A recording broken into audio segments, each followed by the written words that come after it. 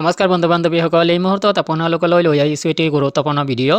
বন্ধুসকল, এই ভিডিঅ'টোৰ জৰিয়তে আপোনালোকক অৰুণোদয় আঁচনি সংক্ৰান্তত যথেষ্ট গুৰুত্বপূৰ্ণ কিছু তথ্য জনাম।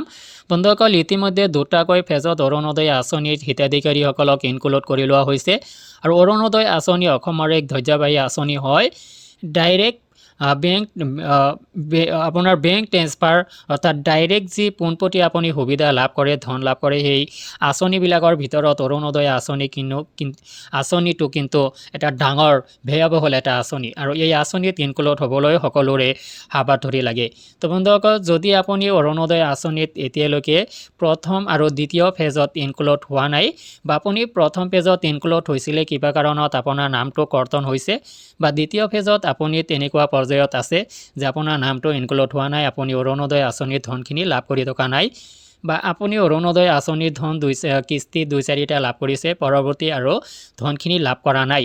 অৰ্থাৎ আপুনি কিন্তু অৰুণোদয় আঁচনিৰ কাৰণে যিখিনি ইলিজিবিলিটি ক্ৰাইটেৰিয়া আছে সেইখিনি আপোনাৰ থকা সত্ত্বেও অৰুণোদয় আঁচনিৰ যি ৰিভিউ হৈছিল, ৰিভিউৰ সময়ত আপোনাৰ নামটো কৰ্তন কৰা হৈছিলে, তেতিয়াহ'লে আপোনাৰ কাৰণে অত্যন্ত এটা ডাঙৰ খবৰ যে আপুনি অৰুণোদয় আঁচনিত দীক্ষিত হ'ব পাৰিব, যদি আপুনি অৰুণোদয় আঁচনিৰ বাবে ইলিজিবল হয়। যদি আপুনি যোগ্য বুলি বিবেচিত হয়, তেতিয়াহ'লে আপুনি অৰুণোদয় আঁচনিত ইনক্লুড হ'ব পাৰিব। অৰুণোদয় এনে এখন আঁচনি যি আঁচনিত আপোনাক পাৰ্মানেণ্টলি ইনক্লুড কৰি ৰখা নহয়। তো আপোনালোকক মই এই তথ্যখিনি জনাইছোঁ যে আপুনি অৰুণোদয় আঁচনি সংক্ৰান্তত কিছু জানিবলগীয়া তথ্য জানি ৰাখক, যে অৰুণোদয় আঁচনিটো হিতাধিকাৰীক পাৰ্মানেণ্টভাৱে লোৱা নহয়।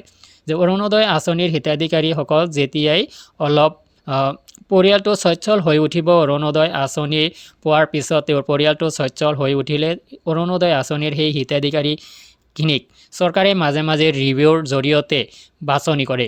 ৰিভিউ কৰা হয় যে আপোনাৰ পৰিয়ালটো চলিব পৰা অৱস্থাত হৈ গৈছে, তেতিয়াহ'লে আপুনি অৰুণোদয় আঁচনিৰ পৰা আপোনাৰ নামটো কৰ্তন কৰি দিয়া হয়। যেতিয়া ৰিভিউ কৰা হয়, ফিল্ড ভেৰিফিকেশ্যন যেতিয়া কৰা হয়, তেতিয়া আপোনাৰ নামটো কৰ্তন কৰি দিয়া হয়।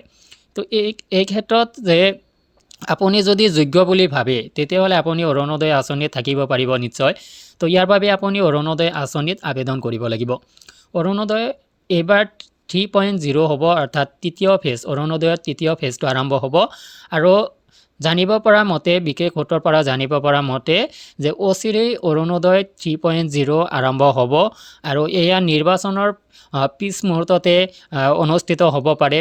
নিৰ্বাচনৰ পিছ মুহূৰ্ততে আপোনালোকক আবেদন কৰিব দিব পাৰে। আৰু ইয়াৰ বাবে আপোনাৰ কিছুমান ডকুমেণ্টছ ৰিকুৱাৰ্ড হয়, সেই ডকুমেণ্টছখিনি আপুনি প্ৰিপেয়াৰ কৰিব লাগিব। আপুনি এই সংক্ৰান্তত সজাগ হৈ থাকিব লাগিব। মাহেকত 1250 টকা বা ইয়াতকৈও বেছি হ'ব পাৰে অৰুণোদয় আঁচনিৰ ধন বৃদ্ধি পাব, অসমৰ মুখ্যমন্ত্ৰী সদায় কৈ থাকে। এই ধনখিনি পাবলৈ আপুনি অলপ কষ্ট কৰিব লাগিব, অলপ সচেতন থাকিব লাগিব। আৰু আপোনাক জনাই ৰাখিছোঁ যে যেতিয়াই অৰুণোদয় আঁচনিৰ আবেদন কৰিব দিব, এইবাৰ জানিব পৰা গৈ আছে, বিভিন্ন নিউজত বুজোৱা হয় যে অৰুণোদয় আঁচনিৰ অনলাইন আবেদন কৰিব দিব, যে অনলাইন দিয়ক বা অফলাইন দিয়ক, যিকোনো প্ৰকাৰেই হওক, যে আপুনি অৰুণোদয় আঁচনিত ইনক্লুড হ'ব লাগিব। আৰু ইয়াৰ বাবে আপুনি সচেতন থাকিব লাগিব। আপোনাৰ কিছুমান ডকুমেণ্টছ ৰিকুৱাৰ্ড হ'ব, সেই ডকুমেণ্টছখিনি আপুনি এতিয়াই সাজু কৰি ৰাখক। আৰু এতিয়াৰ পৰাই আপুনি সচেতন থাকক যে আপুনি অৰুণোদয় আঁচনিৰ কাৰণে ইলিজিবল হয়, আপুনি অৰুণোদয় আঁচনিত আবেদন কৰিব লাগিব। যাৰ কাৰণে যদি আপোনাৰ পৰিয়ালত ৰেচন কাৰ্ড আছে, তেতিয়াহ'লে আপোনাৰ কাৰণে এইটো ভাল খবৰ যে ৰেচন কাৰ্ড থাকিলে আপুনি অৰুণোদয় আঁচনিত ইনক্লুড হ'ব পাৰিব। এইটো এনেকুৱা নহয়, অসমৰ মুখ্যমন্ত্ৰীয়ে কৈছে যে ৰেচন কাৰ্ড থকাসকলক, যিসকলৰ ৰেচন কাৰ্ড আছে তেওঁলোকক অৰুণোদয় আঁচনিত ইনক্লুড কৰি লোৱা হ'ব। তো ৰেচন কাৰ্ড থকা পৰিয়ালখিনিক অৰুণোদয় আঁচনিত ইনক্লুড কৰিব, কিন্তু ৰেচন কাৰ্ড নথকাখিনি ইনক্লুড নহ'ব এইটো নহয়। ৰেচন কাৰ্ড থাকিলে আপুনি প্ৰিফাৰেঞ্চ পাব, অগ্ৰাধিকাৰ পাব। ৰেচন কাৰ্ড নাই, আপুনি তথাপি অৰুণোদয় আঁচনিত আবেদন কৰিব পাৰিব। ইয়াৰ বাবে লাগিব আপোনাৰ কিছুমান ডকুমেণ্টছ, যেনেকুৱা Aadhaar card, pan card, bank account, আৰু এটা ফৰ্ম যদি অফলাইন হয় ফিল আপ কৰি জমা দিব লাগিব। আৰু এই সংক্ৰান্তত আপোনাৰ যদি কিবা ৰিলেভেণ্ট ডকুমেণ্টছৰ কমি আছে, আপুনি ডকুমেণ্টছখিনি প্ৰিপেয়াৰ কৰক। যদি আপোনাৰ বেংক একাউণ্টটো এক্টিভ হৈ থকা নাই, এক্টিভ কৰি লওক। তো ইয়াৰ পিছত আপুনি যেতিয়াই অৰুণোদয় আঁচনিত 3.0 আৰম্ভ হ'ব, আপুনি আবেদন কৰিব।